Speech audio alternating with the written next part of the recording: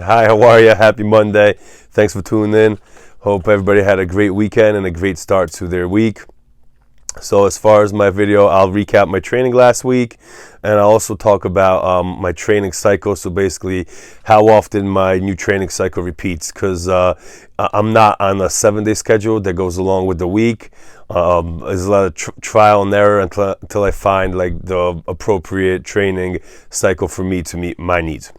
So as far as my training last week, I trained twice. So I trained last Sunday doing my calisthenics. It was about I think about like an hour and 40 minutes. And then also I trained on this past Saturday. It was the same thing. It was about 2 hours. And my calisthenics training is going well. The biggest impact I've noticed is my cardio. When I first started, I was struggling to catch my breath in between circuits, and it was definitely a lot more difficult than going to the gym, moving my body. And I still have a lot of body to move, and I'm working on that. So, moving my body was just, I guess, a different type of shape and endurance that was needed. So I am noticing that my endurance is going up. And also last week I jogged twice. So I jogged on Tuesday and Wednesday, and that went well. I'm doing about 20 to 30 minutes, and it's going well. And I noticed that like now I feel my heart rate going up, but I'm not breathing as heavy, even through the whole jogging session. And today when I jogged, I noticed that when I was going up a hill, my breathing didn't get any faster or deeper or heavier. But what I did notice is that my body temperature heated up, and I did start sweating a little more. But after the hill was done, it was back to my feeling regular. So I'm definitely appreciating all the gains I've got, especially when it comes to my endurance and cardio. And it's going well. And then I'm still doing ballet. So I do ballet once a week. So that's usually on Thursday. I did ballet for an hour last week, and feel great. It really feels good to do something that I've never done before, and it is challenging. It is difficult, and I would consider it a non-exercise activity. I would consider ballet more of like definitely not exercise, definitely a skill or a discipline that I'm learning. But I wouldn't think of it personally as far as exercise. And as far as my nutrition, so I was doing the fasting and eating my first meal at night and just experimenting with it. Talking to my trainer partner, he was actually experimenting with a different nutrition, especially with the timing of the food we eat. So now I'm switching over, and today's the first day. I'm no longer fasting throughout the whole day. What I'm doing is I'm actually starting my day with room temperature water, which I've always done and for a while now, and it's been going well. And I'm also going to be starting my day with like 1 or 2 pieces of fruit. And I do know fruit has sugar and fructose and all that, and I get it. However, fructose is only digested by my liver.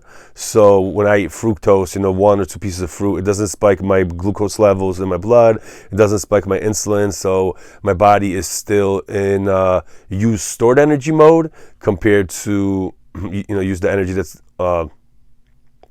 coming in when your glucose shoots up. Yeah, so I'm eating the fructose, and also I am doing drinking the coffee with cream. So that's it. And then my next meal is going to be late during the day. So basically, I just moved my fruit from my first meal, say 4, 5, 6 o'clock in the afternoon. I moved it to the morning.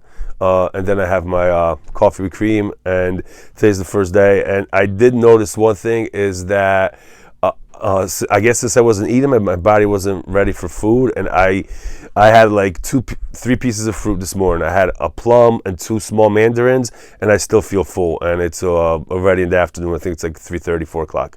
So I just tried it, and we'll see how it goes. Now, as far as my training, I mentioned how it went last week, but I want to talk about my overall training cycle. So the one thing that I learned through the last couple of years is that my body, it definitely, as far as training goes, it doesn't, it doesn't fit me, I would say, the best to be on a 7-day training schedule. Why I say 7 days, because that's usually like the working schedule, training schedule that I was on before, before I started doing the PHA. And the 7 days, I consistently felt like there was something missing for my training, and I really didn't know what it was. And I really think, now that I train only 1-2 times a week, I do some cardio 1-2 times a week, I think what was missing was rest. I think I was training too much, and I'm not saying that I was overtrained, because I don't think I was overtrained by any means. What I think was I just wasn't getting enough rest. So it's not like I was working out too hard. I just wasn't getting enough rest days, or enough list cardio days, or NEA days, or anything like that. So now my training schedule is actually on a 14-day cycle. So my training regimen doesn't repeat every week. It repeats every 2 weeks, and that really has been working for me, because in the 14 days I do 3 days of strength training, my calisthenics program, and then I do 2 ballet lessons, and then I jog anywhere from 4 to 6 times in that 14-day period. So it really works for me. And as far as rest, complete rest days, I think comes out 14 days when I'm not doing anything, including cardio or non-exercise activity. Comes out maybe to 3 to 4 actually just rest days, recovery days, and spending time with friends and family. So the 14-day cycle really works for me. And since I moved away from the 7-day cycle, I've been on a 8-day cycle. I've been on a 5-day cycle. That was July. I was on a 5-day cycle, and I was going to gym, so that got a little grueling. I did it for a month, but it's definitely something that I will do to ensure that my body doesn't get used to my training regimen. So there's a variety of ways to ensure that the body doesn't become too accustomed to the training, too adapted to the training that you do, because once you're doing the same training for a while, your body picks up the cadence, your body picks up the rhythm, your body actually becomes more efficient at doing that routine.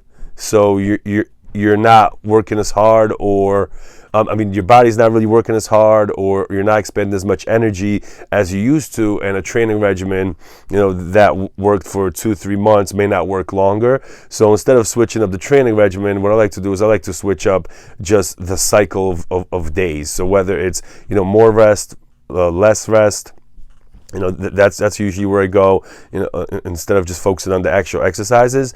And I like the 14-day schedule, and it really does keep it good for me, and I'm not sure if my body really gets used to it, because there's a lot of rest periods in between, so I do get the growth and recovery.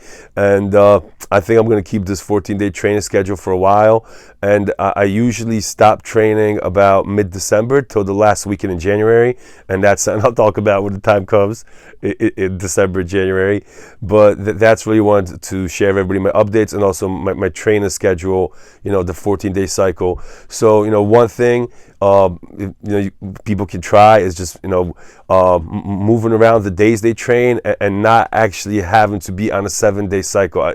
It is the week, and it is the cycle that we follow for our life, for most things, working 5 days a week, 2 days off or whatever. But a lot of the life falls around the 7-day cycle. And once I got away from that, I've noticed that I'm able to fit in training regimens a lot better, and they also interfere with the rest of my life, because I have more than 7 days to get all the trainings done. I have 14. So that's all I want to share with you. If you like what you see, hit the like button, subscribe to see more. Thank you for the time, and I look forward to talking to you next week. Take care, everybody. Keep grinding.